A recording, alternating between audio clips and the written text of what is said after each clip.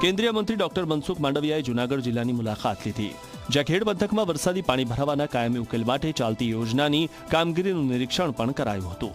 કામની ગુણવત્તા જળવાય, સુવ્યવસ્થિત રીતે કામ કરવામાં આવે તેવા નિર્દેશો પણ આપ્યા। ઉપરાંત સંલગ્ન અધિકારીઓની કામગીરી સામે દેખરેખ રાખવા પણ સૂચના આપી।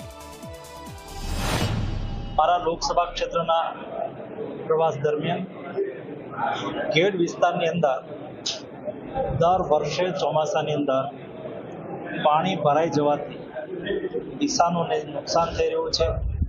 એના ઉકેલ માટે રાજ્ય સરકારે 1180 કરોડ રૂપિયા મંજૂર કરી ખેડ પંથકની કાયમી સમસ્યાનો ઉકેલ કરવા માટે ભગીરથ કાર્ય હાથ ધર્યું છે।